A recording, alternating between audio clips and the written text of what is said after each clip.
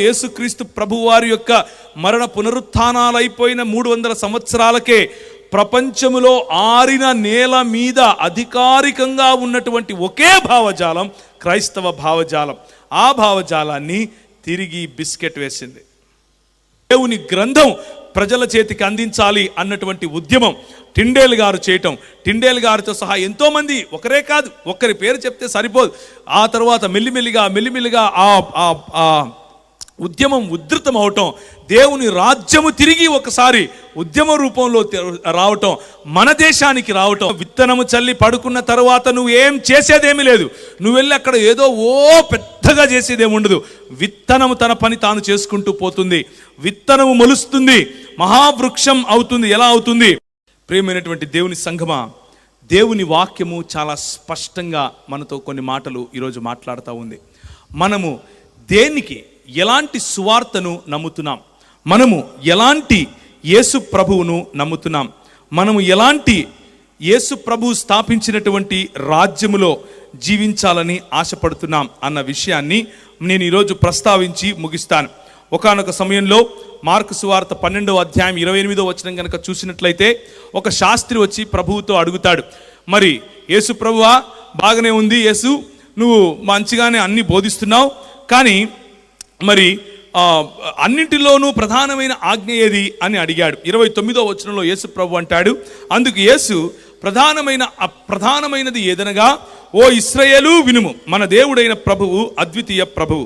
నీవు నీ హృదయముతోనూ, నీ పూర్ణాత్మతోనూ, నీ పూర్ణ వివేకముతోనూ, నీ పూర్ణ బలముతోనూ నీ దేవుడైన ప్రభువును ప్రేమింపవలను అన్నది ప్రధానమైన ఆజ్ఞ. రెండవది, నీవు నిన్ను వలె నీ పొరుగు వారిని ప్రేమింపవలను అన్నది రెండవ ఆజ్ఞ. వీటికంటే ముఖ్యమైన ఆజ్ఞ మరేదియూ లేదని వారితో చెప్పెను.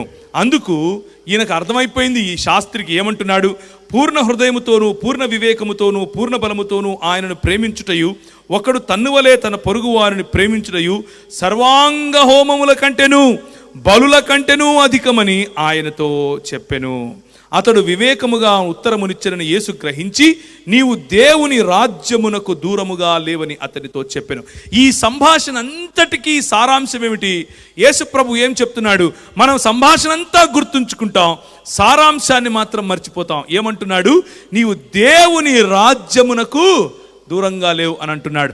The essence of preaching of Jesus Christ is about the kingdom of God. యేసు క్రీస్తు యొక్క ప్రకటన, యేసుక్రీస్తు యొక్క ప్రవచనం, యేసుక్రీస్తు యొక్క ఒప్పుకోలు, యేసుక్రీస్తు యొక్క ప్రార్థన, యేసుక్రీస్తు యొక్క దాన్ని ఏమంటారు బోధ, యేసుక్రీస్తు యొక్క జీవన విధానం ఆయన ప్రకటింపబడింది, ఆయన చనిపోతూ చెప్పింది. అన్నిటి యొక్క సారాంశం ఏమిటి అని అంటే, నా రాజ్య స్థాపన, యేసుక్రీస్తు యొక్క రాజ్య స్థాపన. ఈ సువార్తను విడిచిపెట్టి మనము సస్తే పరలోకం పోయే సువార్తను ప్రకటిస్తున్నామేమో. ఈ యేసును విడిచిపెట్టి, రాజైన యేసును విడిచిపెట్టి, ఏదో మన పక్కింట్లో ఇలా బెల్లు కొడితే పరిగెత్తుకుంటా వచ్చి మనకు పనిచేసే యేసుక్రీస్తును ప్రకటిస్తున్నామేమో అని ఆలోచించమని నేను ఈరోజు గుర్తు చేస్తున్నాను. యేసుక్రీస్తు ప్రభువారు మనకిచ్చినటువంటి పిలుపులు గుర్తుంచుకోండి. లూకా సువార్త 12వ అధ్యాయం 29 నుంచి 32 వరకు, ఏమి తిందుమో ఏమి త్రాగుదుమో అని విచారింపుకుడి, అనుమానమును కలిగి ఉండకుడి. ఈ లోకపు జనులు వీటన్నిటినీ వెతుకుతారు. ఎందుకు? ఈ లోకం పైన రాజ్యం చేస్తున్నటువంటి ఈ అంధకార సంబంధమైన దురాత్మ సమూహాలు, ఈ లోకనాథులు, ఈ లోక అధికారులు నీకేం నేర్పిస్తారు అనంటే, నీ జీవితంలో ప్రాధాన్యత ఏం తింటావు, ఎలా పడుకుంటావు, ఏం కొంటావు, ఏ ఇల్లు కట్టుకుంటావు, ఆ ఇల్లుకు ఏం లోన్ చేస్తావు, లోను తిరిగి కట్టి దాన్ని ఒకసారి చూసుకొని చచ్చిపోతావు, ఇదే నేర్పిస్తారు. కానీ ప్రభు ఏమంటున్నాడు? ఈ లోకపు జనులు వీటన్నిటినీ వెతుకుతారు, ఇవి మీకు కావలసి ఉన్నవని మీకు తండ్రికి తెలుసు. మీరైతే ఆయన రాజ్యమును వెతుకుడి, దానితో కూడా ఇవి మీకు అనుగ్రహింపబడతాయి. చిన్నమందా భయపడకు, మీకు రాజ్యము అనుగ్రహించుటకు మీ తండ్రికి ఇష్టమై ఉన్నది. చిన్నమందా భయపడకు. చిన్న రాయి, ఏ చేతి సహాయము లేకుండా తీయబడినటువంటి రాయి, ఆ రాయి ఏం చేస్తుందిలే అని అనుకున్నారు. నేను ఇంత పెద్ద విరాట్ స్వరూపమునే, నా తలకాయ ఏమో బంగారంతో ఉంది, నన్ను ఈ రాయి ఏం చేస్తుంది అని అనుకున్నారు. నేను ఇంత గొప్పవాణ్ణి, నాకు ఇంత నా ఛాతి చూడు వెండితో ఉంది అని అనుకున్నారు. ఈ రాయి ఏం చేస్తుంది అని అనుకున్నారు. నేను చూడు ఇత్తడితో నా తొడలు నా ఉదర భాగం ఉంది, నన్ను ఎవరైనా టచ్ చేయగలరా అని అనుకున్నారు. ఆ రాయి ఏం చేస్తుంది? చిన్న రాయి. ప్రభు అంటాడు, చిన్న మంద భయపడకమును, నీ చేతికి రాజ్యం ఇవ్వటానికి ప్రభు నీ తండ్రికి అభీష్టమైంది. ఏం చేస్తుంది ఆ రాయి? ఇనుము మట్టి కలిసి ఉన్న ప్రదేశాన్ని, ఇత్తడిని, వెండిని, బంగారమును తుత్తునీలుగా చేస్తుంది. ఇది దేవుని భావజాలం, ఇది దేవుని రాజ్య ప్రతిష్ట, ఇది దేవుని రాజ్య స్థాపన, ఇది దేవుని రాజ్య విస్తరణ. ఎందుకు 5 మందిలే అనుకుంటారు, ఎందుకు 10 మందిలే అనుకున్నారు, ఎందుకు 12 మందిలే అని అనుకున్నారు, ఎందుకు కొంతమందేలే అని అనుకున్నారు. చూస్తూ ఉండగా దేవుని రాజ్యము విస్తరించింది. 3 శతాబ్దాలలో యేసుక్రీస్తు ప్రభువారి యొక్క మరణ పునరుత్థానాలైపోయిన 300 సంవత్సరాలకే ప్రపంచములో ఆరిన నేల మీద అధికారికంగా ఉన్నటువంటి ఒకే భావజాలం క్రైస్తవ భావజాలం. ఆ భావజాలాన్ని తిరిగి బిస్కెట్ వేసింది ఎవరు? అపవాది. ఆ అపవాది ఏమని బిస్కెట్ వేసింది అనంటే, దేవుని రాజ్యం అంటే మతం అని చెప్పింది. దేవుని రాజ్యం అంటే మతం కట్టుకోవటం అని చెప్పింది. ఆ మతం కట్టుకోవటం అనే ఆ మతంలో పడిపోయి 1100 సంవత్సరాలు దాన్నే dark ages of the church అని పిలుస్తారు. చీకటి సంవత్సరాలు, 1100 సంవత్సరాలు. ఇది మతంతో కూడినటువంటి ఆలోచన కలిగి, మతోన్మాదముతో కూడి వారు దాన్ని ఏమంటారు, రోమన్ క్యాథలిక్ సంఘముగా ఏర్పడి ప్రపంచం యావత్తులోనూ క్రైస్తవ సంఘాన్ని కేవలం మత ప్రాతిపదిక మీద మాత్రమే నిలువరించే ప్రయత్నం చేశారు. ఈ రోజుకు 500 సంవత్సరాల క్రితం, లేకపోతే ఈ సంవత్సరానికి 501 సంవత్సరం క్రితం మార్టిన్ లూథర్ గారు, అలాగే జాన్ కాల్విన్ గారు, అలాగే ఒక పక్క నాక్స్ గారు, అలాగే ఒక పక్క ఎంతోమంది దైవజనులు ఇలాంటి వారు లేయటం, మెన్నోదొర గారు ఇలాంటి వారు ఎంతోమంది లేవటం, జర్మనీ మరియు స్విట్జర్లాండ్ ప్రాంతాల్లో దేవుని యొక్క, పోలండ్ ప్రాంతంలో దేవుని యొక్క ఈ ఉజ్జీవం రావటం, ప్రజలు బయటికి రావటం, ఈ 66 పుస్తకాలు ఉన్నటువంటి దేవుని గ్రంథం ప్రజల చేతికి అందించాలి అన్నటువంటి ఉద్యమం టిండేల్ గారు చేయటం, టిండేల్ గారితో సహా ఎంతోమంది, ఒకరే కాదు, ఒక్కరి పేరు చెప్తే సరిపోదు. ఆ తర్వాత మెల్లిమెల్లిగా ఆ ఉద్యమం ఉధృతం అవటం, దేవుని రాజ్యము తిరిగి ఒకసారి ఉద్యమ రూపంలో రావటం, మన దేశానికి రావటం.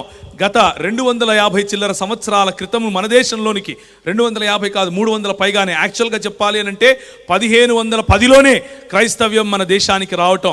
పోర్చుగీసు వారి రూపంలో గోవా ప్రాంతానికి, అలాగే పోర్చుగీసు వారి తర్వాత జర్మనీ ప్రాంతం నుంచి వచ్చిన వారు తిరుపతి మరియు తరంగపట్నం ప్రాంతానికి రావటం, ఇలా దేవుని రాజ్య స్థాపన మెల్లిమెల్లిగా మన దేశంలోనూ మొదలైంది. మనం వద్దాం అక్కడికి. మార్కు సువార్త 4వ అధ్యాయం 26వ వచనం.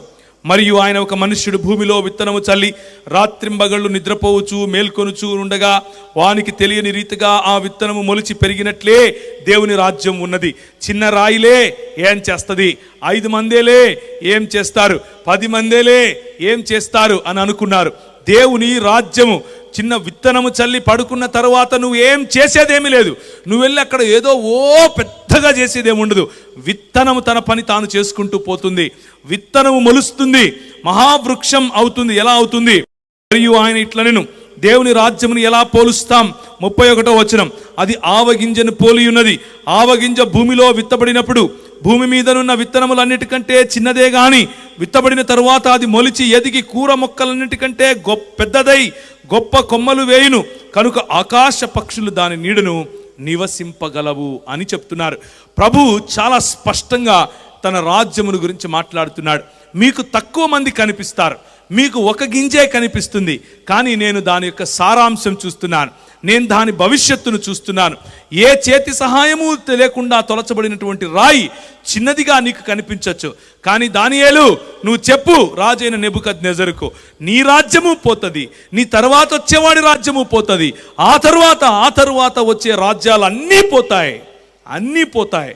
ఎందుకు అనంటే యేసు క్రీస్తు యొక్క రాజ్యము రాబోతోంది. ఆ రాజ్యముకు ఒక రాజు ఉంటాడు. ఆ రాజు పిలాతు ఎదురుగా నిలబడినప్పుడు పిలాతు అన్నాడు, ఏమయ్యా నువ్వు యూదుల రాజుకు క్రీస్తువు నీవేనా అని అంటే, అవును నువ్వు అన్నట్లే అని అన్నాడు. దేవునికి స్తోత్రం కలుగునుగాక. అవును నువ్వు అన్నట్లే, నేను రాజునే, కానీ నువ్వు అనుకుంటున్నట్లు నా రాజ్యము ఈ లోక సంబంధమైనది కాదు, నా రాజ్యం ఈ లోక సంబంధమైనది కాదు. ఇంకా చెప్పాలి అని అంటే, పైనుంచి నీకు అధికారం ఇవ్వబడింది, నువ్వు నాకు ఏం తీర్పు తీరుస్తావయా, తీర్పు తీర్చేవాడిని నేను. ఆయన అంటున్నాడు, బాబు పిలాతు నీకు అర్థం కావట్లేదు, నీకు కూడా రాజు నేనే అంటున్నాడు. పిలాతుకు అర్థం కాక, నా వల్ల కాదు వీడితో మాట్లాడమని చేతులు కడుక్కుని వెళ్ళిపోయాడు. నా వల్ల కాదు నాయనా నీతో మాట్లాడటం, ఎందుకులే నీతో ఇప్పుడు నేను బెహస్ చేయాల్సిన అవసరం లేదు, నేను నీతో ఆర్గ్యూ చేయాల్సిన అవసరం ఏంటని వెళ్ళిపోయాడు. ప్రభు అయిన యేసుక్రీస్తు తన రాజ్యమును గురించి పిలాతుతో కూడా అంటే రాజుల ఎదుట కూడా దాన్ని ఆయన ఒప్పుకున్నాడు. అవును నేను వచ్చిందే అందుకు అని అన్నాడు. ఆయన రాజ్యము మనం చూస్తున్నట్లుగా మరి పథకాలు పెట్టే ప్రభుత్వం కాదు. ఆయన రాజ్యం మనం చూస్తున్నట్లుగా ఓట్లడుక్కునే ప్రభుత్వం కాదు. ఆయన రాజ్యం మనం చూస్తున్నట్లుగా పెత్తందారీతనం కాదు. ఆయన రాజ్యం మనం చూస్తున్నట్లుగా భౌతిక వనరులను మాత్రమే మనకు అందించే రాజ్యం కాదు. ఆయన రాజ్యము హోలిస్టిక్గా ఉంటుంది. ఆయన రాజ్యము అన్ని కోణాలలో విస్తరిస్తుంది. నీ ఆత్మీయ జీవితానికి సరిపడినటువంటి పోషణ ఇచ్చే రాజ్యం, నీ మానసిక జీవితానికి సరిపడినటువంటి పోషణ ఇచ్చే రాజ్యం, నీ భౌతిక అక్కర్లను తీర్చేటటువంటి రాజ్యం. అంత మాత్రమే కాదు, నీ సామాజికంగా నీకున్నటువంటి హెచ్చుతగ్గులను, సామాజికంగా నీ పైన జరుగుతున్నటువంటి శోషణను, సామాజికంగా నీ పైన జరుగుతున్నటువంటి ఒత్తిడిని తీసేసేటటువంటి రాజ్యం. ఆయన అంటాడు, నాది హృదయానికి సంబంధించిన రాజ్యం, నాది మనస్సులకు సంబంధించిన రాజ్యం. అందుకనే ఒకడు మారు మనస్సు పొందితే తప్ప, ఒకడు తిరిగి జన్మిస్తే తప్ప నా రాజ్యములోనికి ప్రవేశింపలేడు అని చెప్తున్నాడు. తిరిగి జన్మించడం ఏంటి? నేను తిరిగి మా అమ్మ కడుపులోకి పోయి మళ్ళీ పుట్టాలా అని అడుగుతున్నాడు. ఎవరు? మన రాత్రిపూట వచ్చాడు ఈయన కదా, వచ్చి ఈయన మళ్ళీ వాక్యం చెప్పేట ఆయన, వాక్యం తెలుసు ఈయనకు. ఆయనతో ప్రభు అంటాడు, అయ్యా నేను నీకు అర్థమయ్యే విషయాలు చెప్తేనే నీకు అర్థం కావట్లేదు, పరలోకం గురించి చెప్తే నీకు ఇంకేం అర్థమవుతుంది నికోదేము అని చెప్పి, పర్వాలేదులే నీకు అర్థమవుతుంది అని చెప్పి మిగిలిన దృష్టాంతముల ద్వారా ఆయనతో మాట్లాడటం మనం చూస్తాం. దేవుని రాజ్యము హృదయానికి సంబంధించింది, దేవుని రాజ్యము భావజాలాలకు సంబంధించింది. అలాగే ఈ సాతాను రాజ్యము కూడా భావజాలానికి సంబంధించింది. అయితే దేవుని రాజ్యము యొక్క భావజాలము ఎదుట, దేవుని రాజ్యానికి ఉన్నటువంటి శక్తి ఎదుట పాతాళ లోకపు రాజ్యపు గేట్స్, పాతాళ లోకపు రాజ్యపు ఈ దాన్ని ఏమంటారు, తలుపులు నిలవలేవు. అవి తునాతునకలైపోతాయి. మన ప్రభువు మనకిచ్చినటువంటి రాజ్యాధికారం అది, మన ప్రభువు మనకిచ్చినటువంటి సామర్థ్యం అది. కానీ ఆ సామర్థ్యం ఎక్కడ ఉంది అనంటే, సంఘటితమై సంఘముగా దేవుని రాజ్యముగా ఉండటంలో ఉంది. ఒకానొక సమయంలో మీకు తెలిసిన విషయమే, ఒకానొక సమయంలో ఇదే తూర్పు మరియు పశ్చిమ గోదావరి జిల్లాల్లో మరి చాలా చక్కగా ఒకవైపు గోదావరి నది ప్రవహిస్తూ ఉంది, చాలా గొప్పగా నీళ్లు ఇక్కడ ఉన్నాయి. కానీ ఈ ప్రాంతమంతా, ఈ తీర ప్రాంతం మొదలుకొని కింద దాన్ని ఏమంటారు, ప్రకాశం జిల్లా వరకు కూడా భయంకరమైనటువంటి కరువు. ఈ గుంటూరు మరియు విజయవాడ ప్రాంతాలు అంటే కృష్ణా జిల్లా ప్రాంతాల్లో ఒకే సంవత్సరంలో 5 లక్షల మంది చనిపోయినట్లుగా మరి దాఖలాలు అంటే రాసుకున్నారు. ఎవరు? బ్రిటిష్ ప్రభుత్వం వారు. ఎప్పుడు? ఇది 1840 చిల్లరలో జరిగింది. 1810 మొదలుకొని 1840 చిల్లర్ల వరకు అప్పుడప్పుడు వస్తున్నటువంటి కరువు కారణంగా ప్రజలు చచ్చిపోతున్నారు. ఏం చేయాలో అర్థం కావట్లేదు. భయంకరమైనటువంటి ఎపిడమిక్స్, చనిపోయే వారిని పూడ్చడానికి కూడా స్థలం లేకుండా ఉంటే, వారు చనిపోయిన మృతకళేబరాల కారణంగా ప్రజలకు దుర్వాసన, దాని ద్వారా భయంకరమైనటువంటి జబ్బులు, ఇలా భయంకరంగా ఈ ప్రాంతం అంతా ఉంది. ఏం చేయాలో అర్థం కావట్లేదు. ఎడారి ప్రాంతంలాగా మారిపోతా ఉంది. కానీ ఒక పక్క చూస్తే సుభిక్షమైనటువంటి నది కూడా ఉంది. ఏం చేయాలి అని అనుకుంటున్నారు. ఏం చేయాలో అర్థం కావట్లేదు. ఆ రోజుల్లో మరి మీకందరికీ తెలిసిన విషయమే నేను చెప్తున్నాను. మీ ఊర్లోకి రావాలంటే పెట్రోల్ బంకుల దగ్గర కూడా ఆయన విగ్రహం పెట్టుంటారు. మీ ఊర్లలోకి రావాలి అని అంటే ప్రతి హోటల్ బయట కూడా ఆయన విగ్రహం పెట్టుంటారు. ఒక పక్క నేను ఇదే మన పాలకొల్లు ప్రాంతానికి రావటానికి వస్తూ ఉంటే రోడ్డుకు రైట్ హ్యాండ్ సైడ్లో ఒక హిందూ దేవాలయం ఉంది. ఆ దేవాలయం ఎదురుగా ఒక పెద్ద కమ్యూనిటీ హాల్ కట్టి sir Arthur cotton community hall అని పెట్టారు. దానికి పేరు, ఆయన పేరేంటో తెలుసా? సర్ ఆర్థర్ థామస్ కాటన్ గారు. సర్ ఆర్థర్ థామస్ కాటన్ గారు ఇదే బైబిల్ చేత పట్టుకొని ప్రతిరోజు ఉదయం గుర్రమెక్కి వెళ్ళేవాడు. ప్రతిరోజు దేవుని రాజ్య సువార్త చేసేవాడు. దేవుని రాజ్యమును ప్రకటించేవాడు. దేవుని రాజ్యము స్థాపించబడాలి అని ఆశించేవాడు. ఆయన పని చేసేది ఎవరికి? బ్రిటిష్ ప్రభుత్వానికి. బ్రిటిష్ ప్రభుత్వం దగ్గర పనిచేస్తున్నప్పటికీ బ్రిటిష్ ప్రభుత్వానికి తొత్తులాగా వ్యవహరించలేదు. బ్రిటిష్ ప్రభుత్వం వారు కొల్లగొట్టుకొని ఈ దేశంలో ఉన్నటువంటి సంపదను ఎత్తుకొని పోదాం అని ఆలోచిస్తే ఒక క్రైస్తవ మిషనరీగా ఏమన్నాడు? ఇంతవరకు ఈ ఆచార్యుడు వచ్చి అడిగితే, లేకపోతే ఈ శాస్త్రి వచ్చి అడిగితే ప్రభు ఏమన్నాడు? ప్రధానమైనటువంటి ఆజ్ఞ ఏమిటి? నీ దేవుడిని ప్రేమించాలి, నిన్ను వలె నీ పొరుగువాడిని కూడా ప్రేమించాలి. మనకు వాక్యోపదేశము చేసి మన పైన నాయకులుగా ఉండి మనల్ని ప్రభువునందు కన్న మన క్రైస్తవ మిషనరీ తల్లిదండ్రులకు ఉన్నటువంటి ఒకే ఒక్క ఆలోచన ఏమిటి అని అంటే ఈ విశాలమైనటువంటి దృక్పథం. ఏంటా విశాలమైనటువంటి దృక్పథం? నీ దేవుణ్ణి నువ్వు తెలుసుకోవాలి, నీ పొరుగువాడిని ఉద్ధరించగలగాలి. నీ దేవుణ్ణి నువ్వు తెలుసుకోవాలి, నీ పొరుగువాడి కోసం నువ్వు పాటు పడగలగాలి. నీ దేవుణ్ణి నువ్వు తెలుసుకోవాలి, నీ పొరుగువాడు కష్టంలో ఉంటే వాడికి చేయూతను ఇవ్వగలగాలి. అలాంటి సమయంలో మరి ఆర్థర్ కాటన్ గారు ఒక లెటర్ రాశారు. అయ్యా, మరి నేను మీ ప్రభుత్వంలో ఒక జనరల్గా ఉన్నాను. జనరల్గా పనిచేసినంత మాత్రాన సరిపోదు. నేను ఒక ఇంజనీర్ను కూడా. నేను ఇక్కడ ఒక బ్యారేజ్ కట్టాలనుకుంటున్నాను అని అంటే మా దగ్గర నిధులు లేవని అన్నారు. కొంత మాత్రమే నిధులు పంపించగలమని అన్నారు. ఆ కొంత మాత్రం నిధులనే తీసుకుని పని చేయటం మొదలుపెట్టాడు. ఆయన పని చేస్తూ చుట్టుపక్కల ఉన్నటువంటి క్రైస్తవ మిషనరీలు అందరూ పోగేసినటువంటి దానం, అందరూ పోగేసినటువంటి కొద్ది డబ్బులు తీసుకొని ఇవ్వడం మొదలుపెట్టారు. ఇంతలో ఆయనకు భయంకరమైనటువంటి ఒక జ్వరం, ఆ దోమకాటుకు తట్టుకోలేక చచ్చిపోతాడు అని అనుకున్నారు. ఆ అడవి ప్రాంతంలో, ధవళేశ్వరం ప్రాంతంలో ఇంకా లోపలికి వెళితే ఆ కొండ ప్రాంతం మొత్తం కూడా ఆయనకు తట్టుకోలేనటువంటి జ్వరంతో చచ్చిపోతాడేమో, ఇక్కడే పడేస్తాం ఇన్నని అనుకున్నాడు. వచ్చి ఒకరోజు అడిగితే, ఏమయ్యా చనిపోతావా, నువ్వు ఇక్కడే ఉంటావా అని అంటే, లేదు, నాకొక దర్శనం ఉంది. ఏంది? మతం కట్టడమా? నేను మతం కట్టి వెళ్ళిపోదాను అనుకున్నాడా? నో, నాకొక దర్శనం ఉంది. ఇదిగో మన కాళ్ళ క్రింది నుంచే ఇంత సుభిక్షంగా ఉన్న నీళ్ళన్నీ పోయి ఉప్పు సముద్రంలో కలిసిపోతున్నాయి. ప్రజలేమో తినడానికి అన్నం లేక చచ్చిపోతున్నారు. ఇలాంటి పరిస్థితి. ఒక పక్క నెల్లూరు ప్రాంతం నుంచి క్లౌదొర గారు పని చేసుకుంటూ వస్తున్నారు. క్లౌదొర గారు 7 సంవత్సరాలు అయిపోయింది. ఒక్కరు కూడా ప్రభువుని నమ్ముకున్న వారు కనపడట్లేదు. కష్టపడుతున్నాడు, నిరుత్సాహపడుతున్నాడు, ఏం చేయాలో తెలియట్లేదు. ఇటు పక్క చూస్తేనేమో ఒక పక్క భయంకరమైనటువంటి ఎండలు మరియు కరువు, చచ్చిపోతున్నారు ప్రజలు. సువార్త చెప్దాము అని అంటే వినడానికి సమ్మతించట్లేదు. అయ్యా, ఆకలి అవుతుంది అని అంటున్నారు. మన రోజుల్లో లేకపోతే ఆ రోజుల్లో ఉన్నటువంటి నల్ల దొరలు ఈ దేశపు దొరల దగ్గరికి వెళ్ళి, అయ్యా ఆకలి అవుతుందయ్యా, అన్నం పెట్టండి అయ్యా అంటే, ఒరేయ్ నువ్వు మా ఇంట్లోకి రాకూడదురా అన్నారు. ఒరేయ్ నువ్వు బయట నిలబడి మాట్లాడరా అన్నారు. ఒరేయ్ నీ మూతికి ముంతుండాలి, ఏమైందిరా అన్నారు. ఒరేయ్ నీ వెనక ఒక చీపురు కట్టుకొని తిరగమని చెప్పాంగా, ఏమైంది అని అన్నారు. అయ్యా ఆకలి అవుతుందయ్యా, కొంచెం అన్నం పెట్టయ్యా అంటే, మా ఇంట్లో గొడ్లు పనిచేస్తాయి, గొడ్లతో పాటు నువ్వు కూడా పనిచేయి. ఆ కంకులు అంటే మొక్కజొన్నలు, జొన్న కంకులు ఇలాంటివి, ఆ కంకులు అవి తొక్కుతూ ఉంటాయి. ఆ కంకులు తొక్కే పని నువ్వు కూడా చేద్దు కానీ నువ్వు రా. అవి ఆ తొక్కుతూ కంకులు తింటాయి, దానికి అరగవు. ఎందుకు అనంటే నెమరు వేస్తే తప్ప ఈ ఆవులకు లేకపోతే ఈ పని చేసే పశువులకు అరగదు. కాబట్టి అది పేడ వేస్తుంది కదా, పేడ వేసినప్పుడు ఆ పేడ నీకు జీతం ఇస్తాను అన్నారు.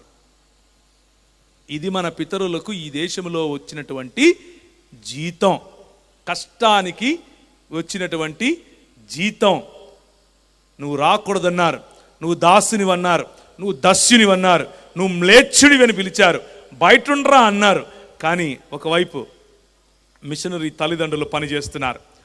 వారు ఒకవైపు ధవళేశ్వరం బ్యారేజ్ కట్టాలని ఒక ఆయన ప్రయత్నం చేస్తే, అయ్యా థామస్ గారు మీరేదో బ్యారేజ్ కడుతున్నారంట, అక్కడి వరకు నిలవడానికి వీల్లేదు. కెనల్లు తవ్వుదాం, కింది వరకు తీసుకొద్దాం, మచిలీపట్నం వైపుకి తీసుకొద్దాం, దాన్ని ఏమంటారు, కృష్ణా డెల్టా కూడా అటువైపు వస్తుంది, దాని గురించి కూడా మనం ఒక డిజైన్ వేద్దాం. ప్రజలు బాగుపడాలి, దేవుని రాజ్యము నిర్మించబడాలి, దేవుని రాజ్యంలో ప్రజలు సుభిక్షంగా ఉండాలి. నాకేమొస్తుంది? నేను డ్యామ్ ఎత్తుకుని ఇంగ్లాండ్ వెళ్ళిపోతానా? ఏమయ్యా క్లౌ, నువ్వు ఎక్కడో అమెరికా నుంచి వచ్చినావు కదా, నీ భార్య కెనడా నుంచి వచ్చింది కదా, నువ్వు ఈ కెనల్ని ఎత్తుకొని ఇంటికి పోతావా? లేదయ్యా, నా ప్రజలు బాగుపడాలి. నా ప్రజలు, నా ప్రభువు నాకేమి నేర్పించాడంటే, నీ దేవుణ్ణి ప్రేమించు, నీ పొరుగు వాడిని ప్రేమించు. ఇది క్రైస్తవ సమాజం ఈ దేశానికి చేసినటువంటి దేవుని రాజ్య స్థాపన. క్రైస్తవ సమాజం మీ ప్రాంతానికి ఇచ్చినటువంటి బహుమానం. వారు చచ్చిపోయారు, 200 చిల్లర సంవత్సరాలు అయిపోయాయి. వారు చేసినటువంటి పని మాత్రం ఇంకా అలాగే ఉంది. ఈ ప్రాంతాన్ని అన్నపూర్ణగా మలిచారు.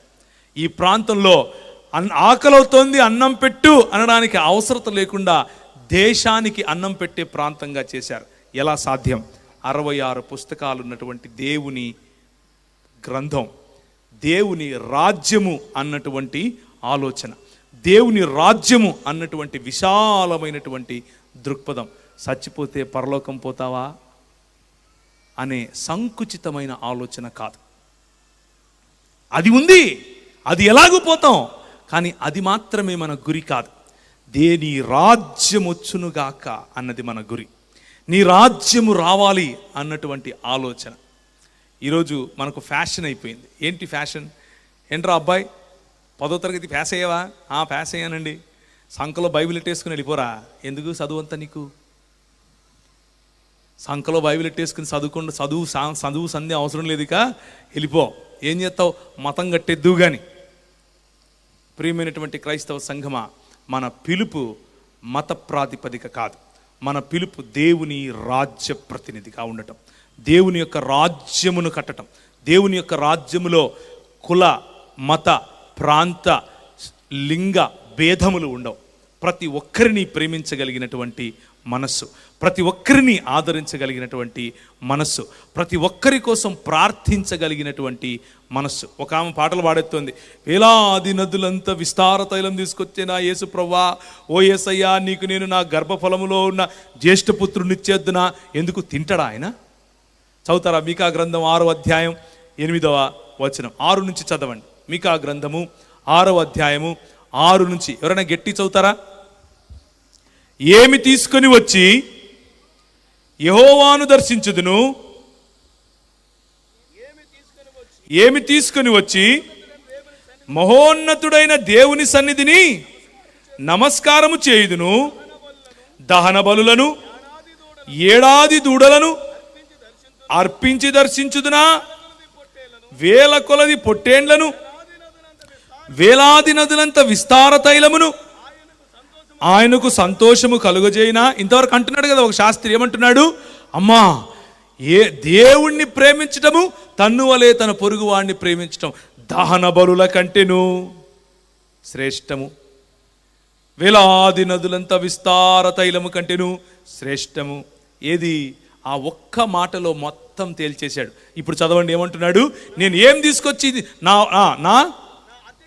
నా అతిక్రమమునకై నా జ్యేష్ఠపుత్రుని నీకిత్తునా, నా పాప పరిహారమునకై నా గర్భఫలమును నేనిత్తునా.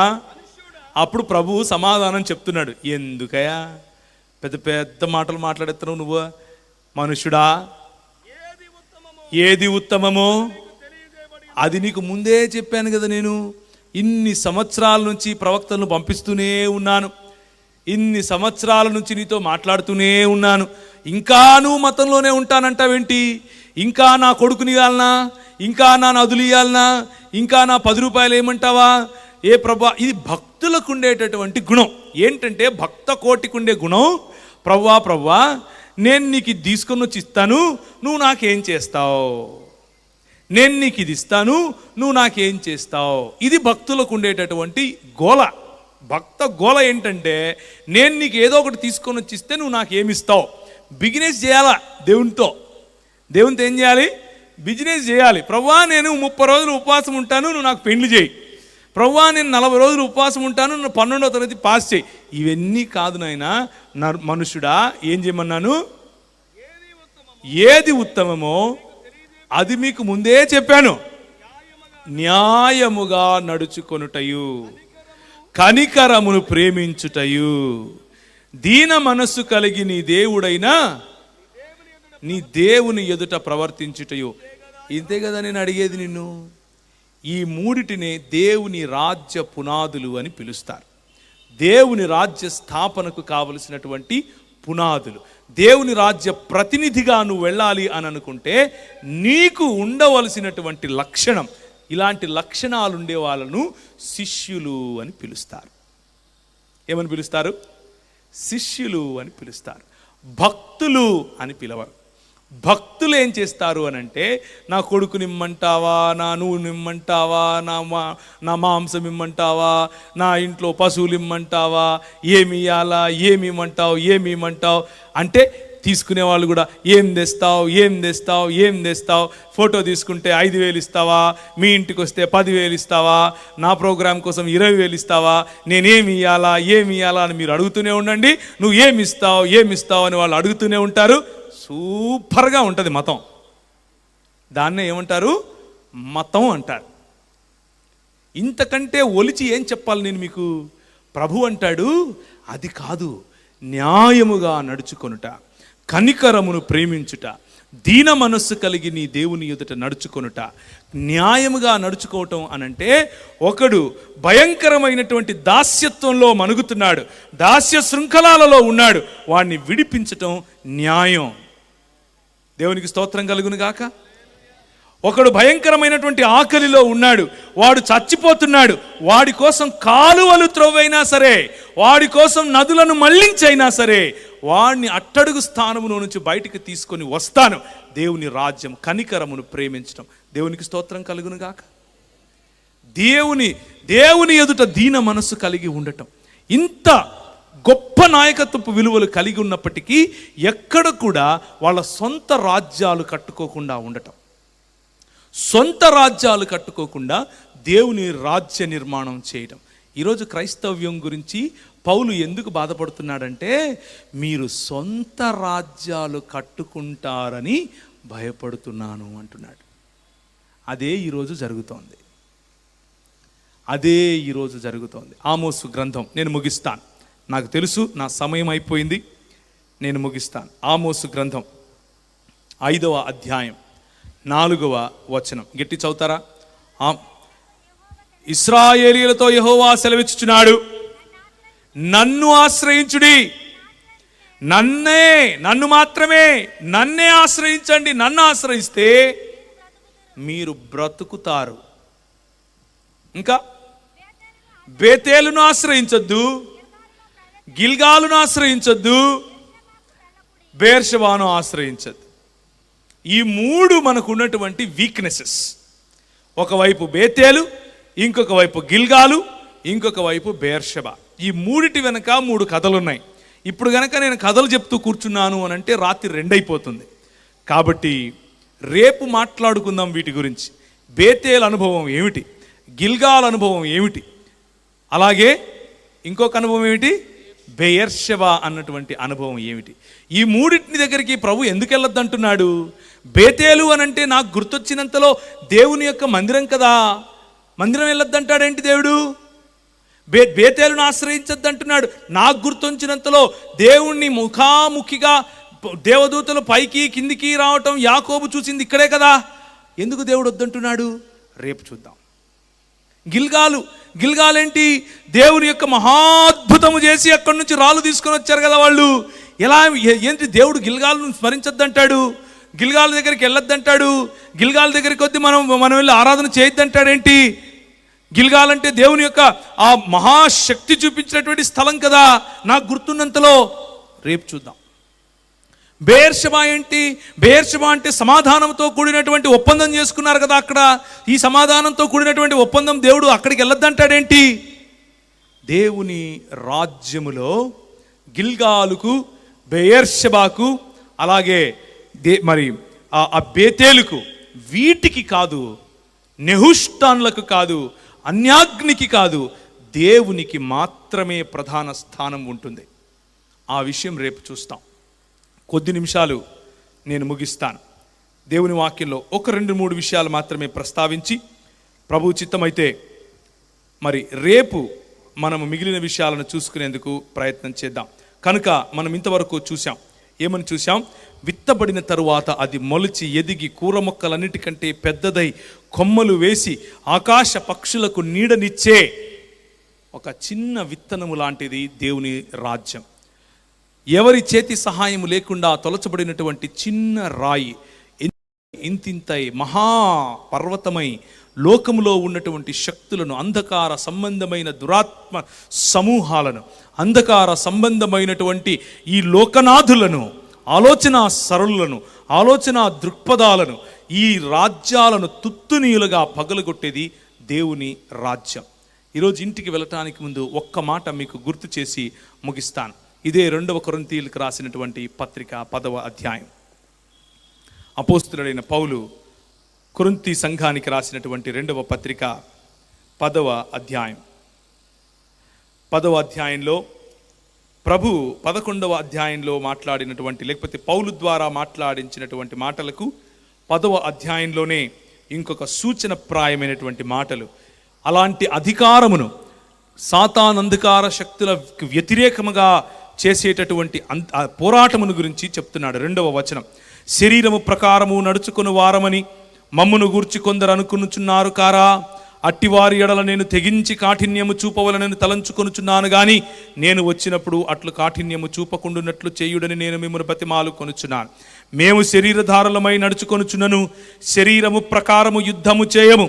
మా యుద్ధోపకరణములు శరీర సంబంధమైనవి కావు గాని దేవుని ఎదుట దుర్గములను పడద్రోయ జాలినంత బలము కలమై ఉన్నవి. మేము వితర్కములను, దేవుని గూర్చిన జ్ఞానమును అడ్డగించు ప్రతి ఆటంకమును పడద్రోసి ప్రతి ఆలోచనను క్రీస్తుకు లోబడినట్లు చెరపట్టి మీరు సంపూర్ణ విధేయతను కనపరిచినప్పుడు సమస్తమైన విధేయతకు ప్రతిదండన చేయ సిద్ధపడి ఉన్నాం. ప్రియమైనటువంటి క్రైస్తవ సంఘమా, ఇది మన పిలుపు. దేవుని జ్ఞానమును అడ్డగించు ప్రతి ఆలోచనను చెరపట్టి క్రీస్తు పాదాల దగ్గరికి తీసుకొని రావటం మన పిలుపు. నీవు మ్లేచ్ఛుడివి, నీవు తంటరానోడివి, నిన్ను తాకద్దు, నువ్వు మా ఇంట్లోకి రావద్దు అన్న ఆలోచనను చెరపట్టి క్రీస్తు పాదాల దగ్గరికి తీసుకొని రావాలి. వారి జీవితాలను ప్రాణార్పణముగా పోశారు. ఒకవైపు కాలువలు తవ్వుతూ వారు పని చేస్తూ ఉంటే, ఇంకొక వైపు వారు భార్యలు కూర్చొని మన తల్లిదండ్రులకు ఆలు ఈలు నేర్పించారు. ఈరోజు మనం కలెక్టర్లం, ఈరోజు మనం సాఫ్ట్వేర్ ఇంజనీర్లం, ఈరోజు మనం విదేశాల్లో ఉంటాం. కారణం ఏమిటో తెలుసా? విద్య అన్నటువంటి జ్ఞానమును పరిచయం చేశారు. మా ఇంటికి నువ్వు వస్తే ఏం తెస్తావు అని అడుక్కు తినలేదు, మీ ఇంటికి నేను వస్తే ఏమిస్తావు అని అడుక్కు తినలేదు. వారి జీవితాన్ని ప్రాణార్పణంగా పోశారు. విద్యాలయాలు పరిచయం చేశారు, వైద్యాలయాలు పరిచయం చేశారు. మన జీవితంలో ఎప్పుడూ ఊహించనటువంటి స్థానాన్ని మన బడుగు బలహీన వర్గాలకు కల్పించారు. ప్రతి ఒక్క బడుగు బలహీన వర్గాలు భారతదేశంలో ఉన్నవారు రుణపడి ఉండాలి. ఎవరికి? మిషనరీ తల్లిదండ్రులకు. వారు వేసిన పునాది పైన ఒక అంబేద్కర్ గారు లేచారు, వారు వేసిన పునాది పైన ఒక జ్యోతిబా ఫూలే గారు లేచారు, వారు వేసిన పునాది పైన మనం లేచాం. కారణం ఏంటో తెలుసా? దేవుని రాజ్య స్థాపన, సమానత్వం అన్న ఆలోచన, సామ్యవాదం అన్న ఆలోచన, ప్రతి ఒక్కరికి ఛాన్స్ దొరకాలి అన్న ఆలోచన, ప్రతి ఒక్కరికి తినే హక్కుంది అన్న ఆలోచన, ప్రతి ఒక్కరికి బట్ట కట్టే హక్కుంది అన్న ఆలోచన, ప్రతి ఒక్కరూ సమానంగా రోడ్డు మీద నడవగలరు అన్న ఆలోచన. ఈడేంటిడు బట్టలు కట్టుకోవడం, రోడ్డు మీదకి వెళ్ళటం మాట్లాడుతున్నారంటావా? ఇది గాస్పెల్, ఇది సువార్తలో భాగం. నిన్ను మనిషిగా గుర్తించటం సువార్తలో భాగం. అందుకనే మొదటి అధ్యాయంలోనే చదివించాను. నీవు దేవుని స్వరూపమందు, దేవుని పోలిక చొప్పున చేయబడ్డావు. ఆ విషయాన్ని మరిచినటువంటి సంస్కృతిలో, ఆ విషయాన్ని మరిచి గొడ్డు కంటే హీనంగా మరిచినటువంటి సంస్కృతిలో నువ్వు గొడ్డు కంటే హీనం కాదు. నువ్వు దేవుని స్వరూపంలో ఉన్నావు, నువ్వు దేవుని పోలిక చొప్పున చేయబడ్డావు. నీ కోసం నా ప్రాణమైనా పెడతాను అని ముందుకొచ్చినటువంటి ఒక స్టోక్స్ దొరగారు, ముందుకొచ్చినటువంటి ఒక గన్ను దొరగారు, ముందుకొచ్చినటువంటి ఒక కాటన్ గారు, ముందుకొచ్చినటువంటి ఒక సిపి బ్రౌన్ గారు, ముందుకొచ్చినటువంటి ఒక బియర్ దొర గారు, ఇలా చెప్పుకుంటూ పోతే వాళ్ళ సంఖ్య కేవలము 100ల్లో ఉంటుంది. దేశాన్ని తలక్రిందులు చేశారు. ఎలా? మతం కట్టా? నో, దేవుని రాజ్యాన్ని స్థాపించారు. ఒకే రోజు 2700 మంది ఇదే కెనాల్లో బాప్తిసం ఇచ్చాడు. ఎందుకు? అన్నం పెట్టా? అన్నం పెడితే మారారా? నో, నా పట్ల, నా జాతి పట్ల, నా ప్రజల పట్ల వాళ్ళకున్న అంకిత భావం, సువార్త నూరి పోసిన అంకిత భావం, నువ్వు దేవుని స్వరూపంలో ఉన్నావు అని గుర్తు చేసిన అంకిత భావం మన పితరులను వారికి ఆకర్షించేలా చేసింది, వారి వైపుకు వెళ్ళేలా చేసింది. ఈరోజు మనం ఏం చేస్తున్నాం? దేన్ని కట్టే ప్రయత్నం చేస్తున్నాం? 20,000 కోట్లు వేసుకొని ఫ్లడ్ లైట్లు పెట్టుకొని అడుక్కునే వాళ్ళు వస్తే వాళ్లకు తీసి ఇవ్వడానికి అది దేవుని రాజ్యం అని భ్రమపడుతున్నాం. కోట్లు వేసుకుని 20,000 కోట్లు ఒకడు, 30,000 కోట్లు ఒకడు షూస్ ఇలా పెడితే తిరిగి వచ్చేటప్పుడు ఇలా పెట్టాలి అని చెప్పే దైవ సేవకులు వస్తే లైట్లు పెట్టుకొని అడుక్కుంటే పైసలు ఇవ్వడం, మన మతం కట్టుకుంటూ మనం దాని రాజ్యం అనుకుంటున్నాం. ప్రియమైనటువంటి దేవుని సంఘమా, దేవుని పిల్లలారా, ఓపెన్ యువర్ ఐస్. స్థానిక సంఘంలో ఉన్న పాస్టర్ గారు, స్థానిక సంఘంలో ఉన్నటువంటి దైవజనులు మీకోసం పడుతున్నటువంటి పాటలు, మీకోసం వారు పానార్పణాలుగా పోయబడటం, మీ అభ్యున్నతి కోసం చేసేటటువంటి ప్రతి ఆలోచన ఎందుకు అనుకుంటున్నారు? చెరపట్టి దేవుని రాజ్యమునకు, దేవుని జ్ఞానమును అడ్డగించే ప్రతి ఆలోచనను యేసుక్రీస్తు పాదముల దగ్గరికి తీసుకుని రావటానికి, మతం కట్టడానికి కాదు. క్రైస్తవ సంఘం కేవలం మత ప్రాతిపదికలో ఆగిపోయేది కాదు. క్రైస్తవ సంఘం ఈ దేశాన్ని నిర్మించింది. క్రైస్తవ సంఘం ఈ దేశంలో చదువు మొదలుపెట్టింది. క్రైస్తవ సంఘం ఈ దేశంలో వైద్యం మొదలుపెట్టింది. మొట్టమొదటిసారి క్రైస్తవ సంఘం ఈ దేశంలో ఆడవాళ్లకు బట్టలు వేసుకోవటం నేర్పించింది, పై వస్త్రాలు వేసుకోవటం నేర్పించింది. క్రైస్తవ సంఘం ఈ దేశంలో నీకు నాకు మూతికుండే ముంత తీసేసింది. క్రైస్తవ సంఘం ఈ దేశంలో నీకు నాకు వెనక కట్టుకుండే పొరక తీసేసింది, చీపురు తీసేసింది. క్రైస్తవ సంఘం ఈ దేశంలో మరి అర్ధనగ్నంగా నాట్యం చేసి తీరాల్సిందే, నువ్వు ఫలానా కులంలో పుట్టావు అన్నటువంటి శాపము నుంచి మన వారికి విముక్తి కలుగజేసింది. అందుకనే లూకాసు వార్త 4వ అధ్యాయంలో ప్రభు అంటాడు, ప్రభువు ఆత్మ నా మీద ఉన్నది. ఎందుకు? నూనె బుడ్డీలు అమ్ముకోవటానికా? నీళ్ల బుడ్డీలు అమ్ముకోవటానికా? చాపలు లేకపోతే పొరకలు అమ్ముకోవటానికా? కాదు. ఎందుకుంది? ప్రభువు ఆత్మ నా మీద ఉన్నది, బీదలకు సువార్త ప్రకటించుటకును, గుడ్డి వారికి కన్నులు తెరచుటకును, అణచబడిన వారికి లేకపోతే దాస్యములో ఉన్న వారిని విడిపించటానికి, ప్రభువు హితవత్సరము ప్రకటించటానికి నేను వచ్చాను. మన శిరస్సు అయినటువంటి మన ప్రభువు, మన రాజు, ఆయన రాజ్యము దేనికి ఉంది? బీదల కోసం ఉంది. ఆయన రాజ్యం ఎవరికి ఉంది? గుడ్డి వారికి కన్నులు తీవటం కోసం ఉంది. ఆయన రాజ్యం ఎవరికి ఉంది? చెరలో ఉన్న వారిని విడిపించటం కోసం ఉంది. ఆయన రాజ్యం ఎవరికి ఉంది? ప్రభువు హితవత్సరము ప్రకటించే వారి కోసం ఉంది. అలాంటి పనులు చేసేవారు నిజమైన సువార్తను ప్రకటించారు. వేరొక క్రీస్తు, వేరొక ఆత్మ, వేరొక సువార్త. బేతేలు, గిల్గాలు, బెర్షెబా, వీటి గురించినటువంటి వివరణ రేపు చూద్దాం. ప్రభు మనల్ని ఆశీర్వదించునుగాక. దేవుని రాజ్యం పట్ల మనకు కసి పెరుగునుగాక. దేవుని రాజ్యం పట్ల మనకు హృదయంలో మంట రగులునుగాక. దేవుని రాజ్యం పట్ల, మతం పట్ల కాదు, దేవుని రాజ్యం పట్ల మనం కసి కలిగి, దేవుని రాజ్యం పట్ల మనం రోషం కలిగి జీవించు వారం అవుదుముగాక. తలలు వంచి ఉంటే ప్రార్థించుకుందాం.